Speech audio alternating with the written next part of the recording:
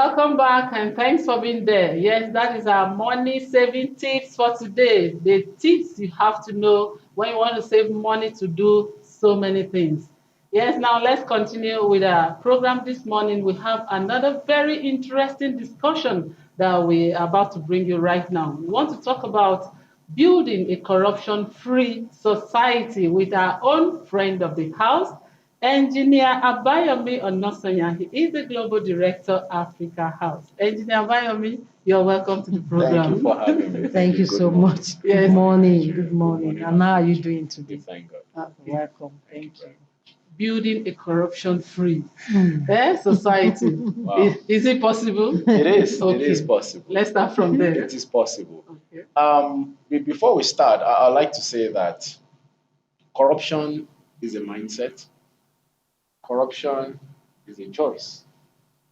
And having said that, we must understand that a nation doesn't just wake up one day and then becomes corrupt. No. Corruption is like a tree that you plant, and then if you fertilize it, it will grow, it will blossom, it will give you fruits, and then it will give birth to offsprings, and before you know it, it becomes huge, it starts to spread. This is corruption. And as Nigerians and as Africans, we must understand where we're coming from, where we are, and the possibilities of the future. I was watching a video recently. I think it's an Indian production. I think so. It's called. The name is, I think, Bound for Lagos, 1960. Wow. And when you watch this video, you will see how great Nigeria was. I use the word was. You saw the pride of being in Nigeria. You saw the school pupils, the way they speak, the proper English. You saw the culture, and you saw the beauty of the land called Nigeria. Now, fast forward to 2023, we begin to ask ourselves, how did we get here? Yes. What went wrong? What went wrong? What did we ever do wrong? And before we start blaming others for our errors, like I said earlier, it's a choice and it's a mindset.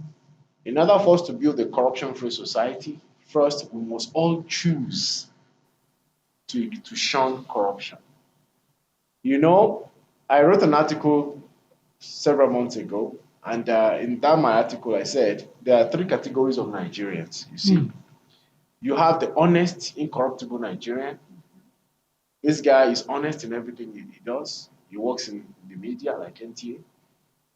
He works in the police force. He's a teacher. He's an engineer.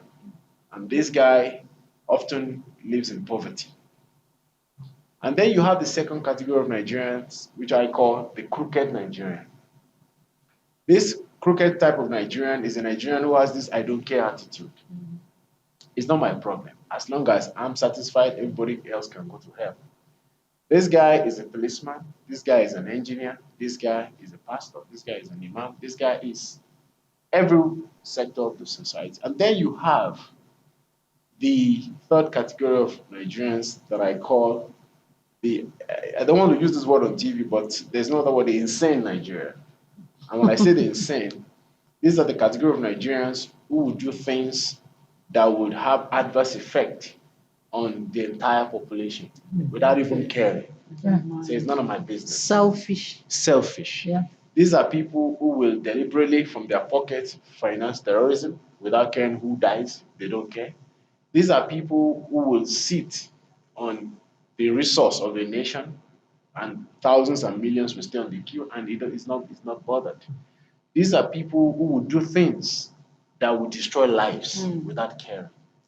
I haven't categorized this, I haven't put Nigeria in these three categories according to my own thinking. We must look at a typical example of how corruption affects us as a nation. Let's paint a picture here. It says there's a guy called Adamu Emeka Abayomi. He's a policeman standing on the road. Mr. Abayomi, the policeman, stands on the road. Then Mr.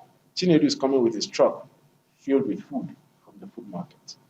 Then, because I'm in the second category of Nigerians, which I call the crooked Nigerian, and I say, hey, pack, Mr. Maker, pack. What are you carrying? Food. You know what? I need to be bribed. I say, but sir, I'm carrying food. I say, no, that's not my business. It's Friday, I have to go to the beer parlor with my friends. I have to enjoy. I don't care. If you don't pay me, you're not leaving. So I collect money from him. He goes hungry. Says, how do I make money? Because I'm barely making a profit. So Emeka gets to his shop. He decides, he does the math. Like, I'm not going to make money if I'm selling at the right price. So what does he do? He adulterates the food. He adds extra whatever he's heard from his friend that people do, and then he mixes it. And then he puts the stuff on the shelf for sale. Few days later, Abayomi, the policeman, his son, goes to the supermarket owned by Emeka, who made that juice or spice. He buys it. Daddy, I love this thing. He buys it. And then he goes home, 2 a.m., he starts shouting, my stomach, and he dies.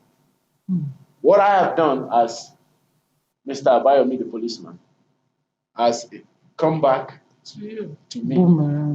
Boomerang, thank you. Because I thought, I don't care. Today, I must make 50,000. I want to drink beer. I want to enjoy. I want to do whatever. But that action has led to the death of that child. Paint several other pictures as a nation. So, what is my point? We as a nation, we have chosen corruption.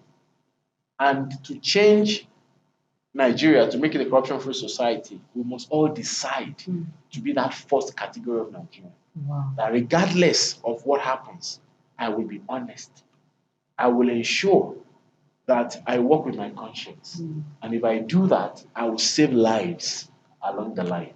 And if 1 million of us decides, makes up our mind that, you know what, we will be corruption-free, then we'll return back to our lost glory, where Nigeria will be a place where everybody wants to come to.